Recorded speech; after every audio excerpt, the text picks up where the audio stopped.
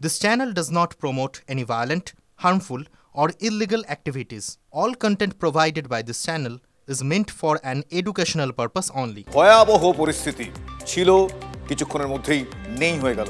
আর উত্তরবঙ্গের দুর্যোগের এই পরিস্থিতিতে উদ্বেগ প্রকাশ করেছেন দেশের প্রধানমন্ত্রী নরেন্দ্র মোদী। দার্জিলিংয়ে ব্রিজ ভেঙে মৃত্যুর ঘটনায় তিনি মর্মাহত। মৃতদের পরিবারের প্রতি গভীর সমবেদনা জানিয়েছেন প্রধানমন্ত্রী।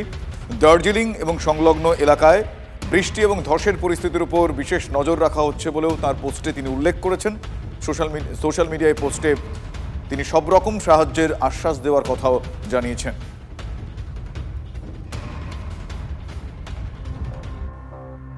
প্রকৃতির রোষে বিধ্বস্ত উত্তরবঙ্গ। আগামীকাল মুখ্যমন্ত্রী মমতা বন্দ্যোপাধ্যায় সেখানে যাচ্ছেন। উত্তরবঙ্গের বিপর্যয়ের ঘটনায় তিনিও মর্মাহত। পরিস্থিতির উপর নজর রাখছি মুখ্য সচিবকে নিয়ে দার্জিলিং, কালিম্পং, আলিপুরদুয়ার, জলপাইগুড়ি, কোচবিহার জেলার প্রশাসনিক আধিকারিকদের সঙ্গে তিনি ভার্চুয়াল মিটিং করেন। টিভি9 বাংলাকে এমনটাই জানিয়েছেন মমতা বন্দ্যোপাধ্যায়। কি বলেছেন তিনি আমি শোনাবো। একটু আগে শীর্ষ আধিকারিকদের সঙ্গে মিটিং করলেন, আপনি যদি একটু লেটেস্ট খবরটা আমাদের দেন। যা ঘটনা ঘটেছে তা দুর্ঘটনাজনক। প্রাকৃতিক দুর্যোগ আমাদের কারো হাতে নেই, কিন্তু আমরা খুব মর্মাহত এই ঘটনা এবং শোকাহত এবং দুঃখিত। ইমিডিয়েট আমি আর সিএস মিলে আমরা দার্জিলিং জেলা, কালিম্পং জেলা, আলিপুরদুয়ার জেলা, জলপাইগুড়ি জেলা, কুচবিহার জেলা, 5টা জেলার সাথে ভার্চুয়ালি এই কিছুক্ষণ আগে কনফারেন্স করেছি। আর আমি সকাল 6টা থেকে মনিটরিং এ আছি। আমি যেটা বলেছি যে টুরিস্টরা যেখানে আছে সেভাবেই থাকবে। এখন তার জন্য এক্সট্রা হোটেল ভাড়াটা যেন না দিতে হয়, প্রেশার না দেয় হোটেল মালিকরা, সেটা প্রশাসন দেখবে। যে পরিবারগুলো মারা গেছে এবং মিরিকে সম্ভবত কয়েকজন মারা গেছে, ডিটেলস আমরা এখনো পাইনি, আমরা কালেক্ট করছি। জোরবাংলো একটা মারা গেছে শুনছি 2-3 জন, এবং মেন ঘটনাটা মিরিকে হয়েছে। কালিম্পং, তাছাড়া রঙ্গিতের জল, তিস্তার জল, সংকোচের জল, ন্যাশনাল হাইওয়ে অনেকটা ধস নেমেছে, 2-3টে ব্রিজ নষ্ট হয়ে গেছে। সুতরাং আলিপুরদুয়ারকে অ্যালার্ট করা হয়েছে, সব ইনস্ট্রাকশন দিয়ে দেওয়া হয়ে গেছে এবং এটাকে মনিটরিং করার জন্য কালকে আমি আসছি, আমরা বেলা 3টের মধ্যে পৌঁছে যাবো আশা করি। আচ্ছা, ধন্যবাদ দিদি। আজকে যেহেতু পুজোর কার্নিভেলটা আছে এবং এখানেও প্রায় 100 ক্লাব পার্টিসিপেট করে, কালকে জেলার গুলো হয়ে গেছে, সেখানে যদি আমরা না থাকি সেটা খারাপ দেখায়, কারণ প্রোগ্রামটা তো আমাদের সবাইকে ঘিরে। সুতরাং এটাও তো একটা ব্যাপার আছে বাংলার ঐতিহ্য। সেই জন্যই আজকে ওদের সাথে কথা বলে নিয়ে ওরা ফিল্ডে থাকবে, ওরা কেউ যেন কোনো ফিল্ড ছেড়ে বাইরে না বেরোয়, এবং বাদ বাকিটা আমরা কালকে ওখানে গিয়ে আমরা টাইম টু টাইম মনিটরিং করে নেবো। ধন্যবাদ মমতা দি আমাদের সময় দেওয়ার জন্য, অসংখ্য থ্যাংক ইউ সো মাচ। অন্যদিকে উত্তরবঙ্গে এই ভয়াবহ বিপর্যয় যথাযথ পদক্ষেপ করতে মুখ্য সচিবের কাছে আর্জি জানিয়েছেন বিরোধী দলনেতা শুভেন্দু অধিকারী। যোগাযোগ ব্যবস্থা ঠিক করতে অবিলম্বে ব্যবস্থা গ্রহণ করুন। দুর্গতদের কাছে জল, খাবার, ওষুধ পৌঁছে দেওয়া হোক। ঘরছাড়াদের জন্য অস্থায়ী শিবিরের ব্যবস্থা করুক প্রশাসন। উত্তরবঙ্গের মানুষের নিরাপত্তা সুনিশ্চিত করা আমাদের কর্তব্য। সোশ্যাল মিডিয়ায় পোস্ট করে এই আর্তি জানিয়েছেন বিরোধী দলনেতা শুভেন্দু অধিকারী।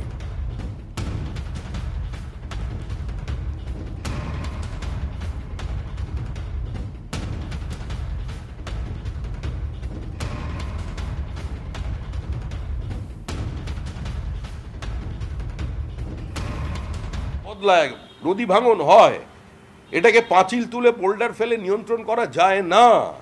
তার জন্য বিকল্প ব্যবস্থার প্রয়োজন আছে। তার জন্য রাজ্যে তিনি আগে কিছু করে দেখান। আজকে কুচবিহার শহরের মতো জায়গা, সবচেয়ে পশ্চিমবঙ্গের প্ল্যান্ট সিটি হচ্ছে কুচবিহার। সেই শহরে আজকে বিভিন্ন ওয়ার্ড জল ঢুকেছে, বাড়ির ভেতর জল ঢুকে গেছে। আমি জলপাইগুড়ি, শিলিগুড়ি, আলিপুরদুয়ারের কথা বাদ দিলাম, কুচবিহার শহর পশ্চিমবঙ্গের সবচেয়ে পরিকল্পিত এবং সুন্দর শহর। আজকে সেই শহরে জলটা কেন ঢুকেছে? কুচবিহারের জলের নিকাশি ব্যবস্থার যে সেটা তো কোনো সরকার করে দিয়ে যায়নি, কিন্তু তার ন্যূনতম রক্ষণাবেক্ষণ, তার পরিচর্যা করা, সেই দায়িত্ব তো ওখানকার দখলদারি তৃণমূল কংগ্রেস আর মিউনিসিপ্যালিটি নেয়নি। তার জন্য যে কুচবিহার শহরের এই দৃশ্য প্রথম কুচবিহারের মানুষ দেখছে।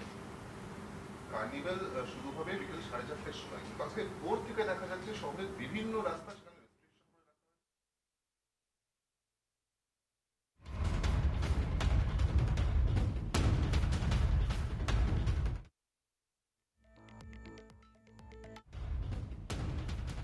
The HMO and the PMO, I sent it. Already sent it, and I gathered multiple number of videos and words. The BJP MLAs, they started the relief work. MPs are also there. Mr. Raju Vista, he is coming sometime later. He is on the now he is in airport Delhi. I talked to him. He is coming, and the Mr. Niroj Jimba, Mr. Vishnu Sharma, Srimati Sika Chatterjee, Puna Bhangra, all BJP MLAs are working.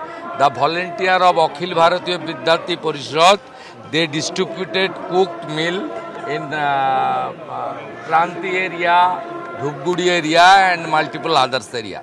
Suvendu বাবু, উত্তরবঙ্গ ভাসছে, কলকাতায় 12 জন মারা গেল, মমতা বন্দ্যোপাধ্যায় পুজোর carnival করবেন। 21 জন মারা গেছে পুজোর কার্নিভালে, এখনো পর্যন্ত 21 জন মারা গেছে। ওয়েদার খুবই খারাপ, আরো এই সংখ্যা বাড়তে পারে, না বাড়লেই ভালো, প্রে টু গড। কিন্তু হিউজ ডিজাস্টার। এখন ওই এলাকার যে ডেমোগ্রাফি এবং যেভাবে ধস নেমেছে, ফিজিক্যালি সকলের গিয়ে মুভমেন্ট করা সম্ভব নয়, আইসোলেটেড হয়ে গেছে, ডিজাস্টার হয়েছে। ওখানে যেটা কাজ করছে সকাল থেকে আর্লি মর্নিং, সেটা হচ্ছে আইটিপিপি জওয়ানরা এবং এনডিআরএফ। মূলত ওখানে যেটা কাজ করছে সকাল থেকে আর্লি মর্নিং, সেটা হচ্ছে আইটিপিপি জওয়ানরা এবং এনডিআরএফ মূলত বহু মানুষের প্রাণ বাঁচাচ্ছেন। আমি আর্জ করেছি চিফ সেক্রেটারিকে, চিফ সেক্রেটারি একটা ভিসি 11টার সময় সকালে করেছেন নর্থ বেঙ্গলের ডিএমদের নিয়ে, কিন্তু গ্রাউন্ডে স্টেট গভর্নমেন্টের কোনো রোল নেই।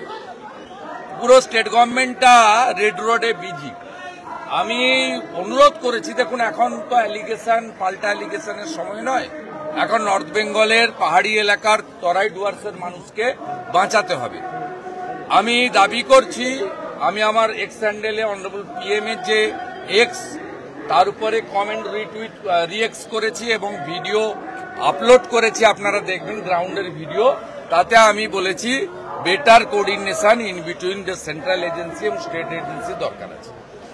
এনডিআরএফ এবং রাজ্য সরকারের সঙ্গে, যেটু বর্ডার এলাকা, আমাদের আইটিপিপি জওয়ান, আর্মি, সবার সঙ্গে বেটার কোঅর্ডিনেশন করা দরকার আছে। এটা পলিটিক্যাল লোকরা পারবে না, এটা ব্যুরোক্রেসির করা দরকার আছে, এবং ডিএম এবং চিফ সেক্রেটারি এরা লিড করা উচিত, এবং যারা আছেন তাদের বলা উচিত সেন্ট্রাল গভর্নমেন্টের আর কি অ্যাসিস্ট্যান্ট দরকার, আরো কটা এনডিআরএফ এর টিম দরকার। সেন্ট্রাল তো কুইক আর্লি মর্নিং থেকে 5টা এনডিআরএফ টিম দিয়ে দিয়েছে বলে thousands of people already save their life. Mamata Bandyopadhyay কিসে অগ্রাধিকার দিচ্ছে? উৎসবে, না মানুষ মরছে সেখানে মানুষ বিপর্যয় অগ্রাধিকার দিচ্ছে? অগ্রাধিকার উনি যে সংবেদনশীল মুখ্যমন্ত্রী নন, এটা কলকাতার ডিজাস্টারের ক্ষেত্রে প্রমাণ হয়েছে।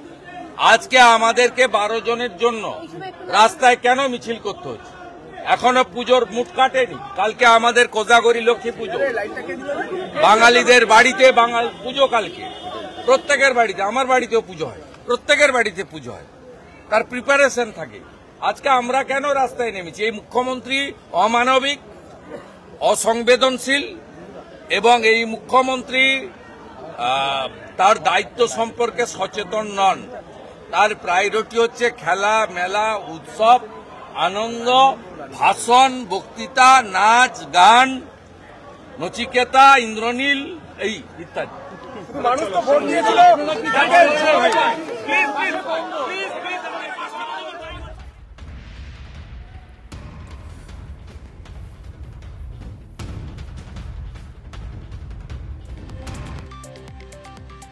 বিরোধী দলনেতার বক্তব্য শুনছিলেন। আর এই মুহূর্তে আবার আপনাদের পাহাড়ের পরিস্থিতির দিকে নজর রাখবো, কারণ ভুটান পাহাড়ে লাগাতার বৃষ্টি হয়েছে, আর তার জেরে ডুয়ার্সে প্রভাব পড়ছে। ডায়না নদীর বাঁধ, সেই বাঁধ ভেঙে গিয়েছে। ভাঙন রোধ না করতে পারলে প্লাবিত হতে পারে গোটা ডায়না জঙ্গল, বিপন্ন হতে পারে বন্য প্রাণীরা।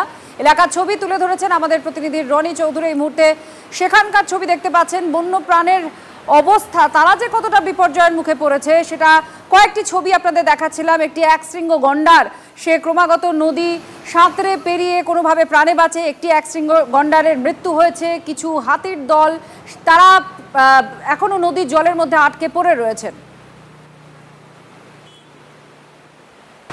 ভুটান পাহাড়ে রাত থেকে একটানা বৃষ্টির জেরে জলস্ফীতি দেখা দিয়েছিল ডাইনা নদীতে। আর ডাইনা নদীর জলস্রোতে ভেঙে গিয়েছে বাঁধের প্রায় 150 মিটার অংশ, এবং যার ফলে রীতিমতো যোগাযোগ এক প্রকার আপার কলাবাড়ি থেকে ডাইনার যে এলাকা সেই এলাকার যোগাযোগ বিচ্ছিন্ন হয়ে পড়েছে। আমার ঠিক বাঁ দিকে দেখলেই বোঝা যাবে যে ইতিমধ্যেই কিন্তু প্রশাসন সেখানে কাজ শুরু করেছে। সেখানে বোল্ডার এবং সেখানে আরবাদ দেওয়ার কাজ শুরু হয়েছে, যাতে প্রাথমিকভাবে সেই ভাঙন রোধ করা যায়। কারণ যেভাবে ভাঙন দেখা দিয়েছে, আবারও যদি বৃষ্টি হয় তাহলে গোটা ডায়না জঙ্গল প্লাবিত হবে, বিপন্ন হতে পারে বন্যপ্রাণীরা, এমনটাই আশঙ্কা করা হচ্ছে। ইতিমধ্যেই গোটা এলাকায় নজরদারি শুরু করেছে বনকর্মীরা, কারণ আমরা জানি ইতিমধ্যেই রামসাই এলাকায় কিন্তু বন্যার জলে ভেসে এসেছে একটি গন্ডার এবং একাধিক হাতি ঢুকে পড়েছে বস্তিতে।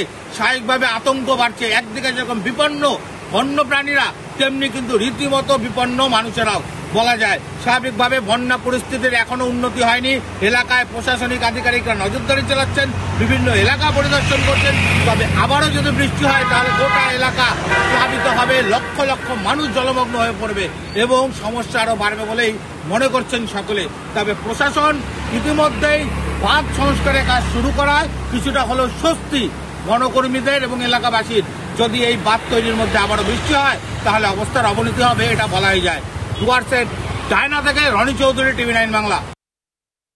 অবস্থা তো খুব খারাপ, ভালো অবস্থা তো বলা যায় না, কিন্তু এটা প্রাকৃতিক একটা কি বলবো প্রকোপ।